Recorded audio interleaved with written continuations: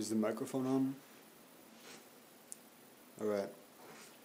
The point of this project, this piece, where you're about to see my performance, my actions, my stupidity, my genius, my art, whatever you want to label it as, was and is, at least started, as a way to spawn generosity. How it ended is much more than that, as you'll soon see, or hear, or both.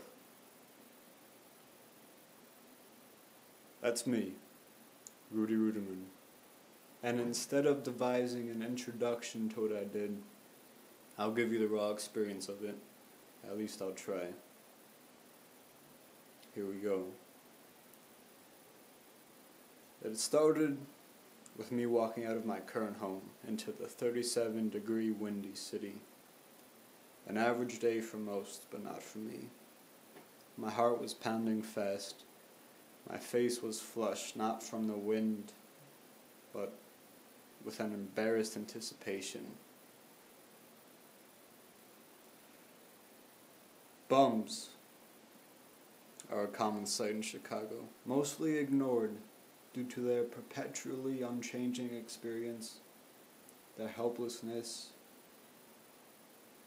and due to their mantra of, "I'm hungry, spare any change," or "please help." Now this got me thinking of what could really help them, what could they actually use and value. And because it was just getting cold, clothing was the first thing that came into my head. You know, money, though we depend on it, is such a dispensable and unappreciable and almost worthless thing. And though we slave to get it, we hold so little regard for it that usually throwing away change or giving it does not seem like an act of kindness, but some sort of requirement, at least from the perspective of the homeless and some other people. But bums thrive off this thought that it's just some change, and by a small hand gesture you can give it to me, therefore you should. And what is it to them? Nothing. What I'm getting at is, if you want to cause change to a bum's life, something more substantial than change needs to be given, something they value, which isn't money. Keep this in mind as I tell you about what I did. On my excursion, I went up to the first bum I saw who was asking for change. And yes, change is needed, but I asked him if he was cold. He said yes, so I asked him if he needed some clothing. The response was also yes.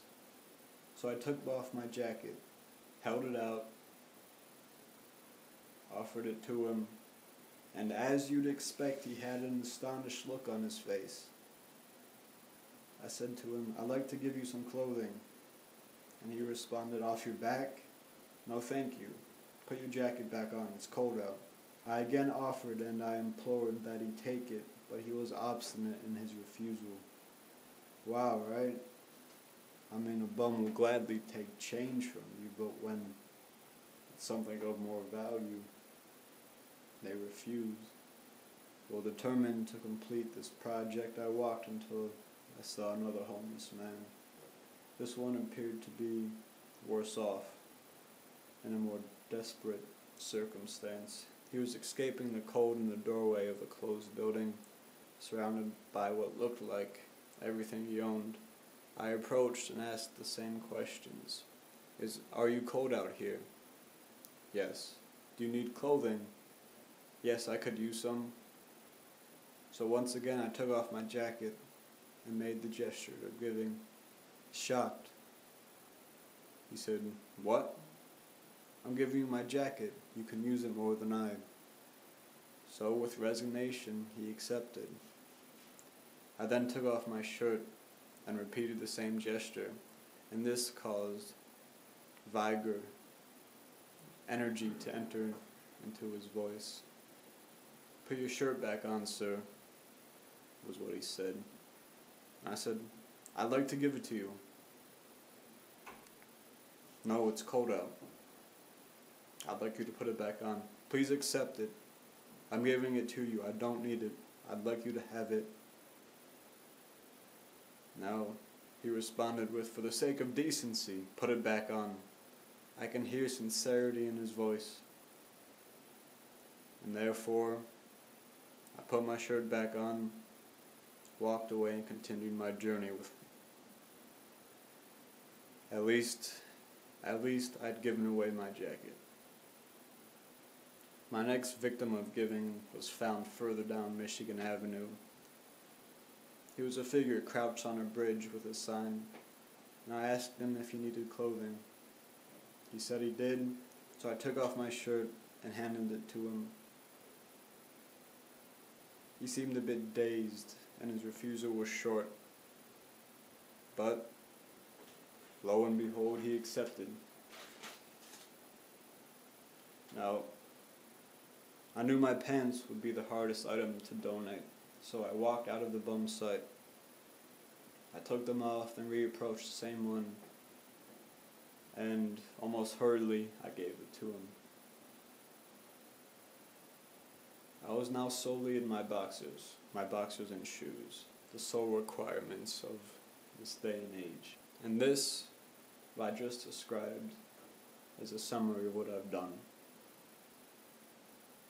What I did next, which was stand outside on Michigan Avenue with a sign saying, "I saw a shivering man sitting on a curb, so I gave him my clothes for half an hour."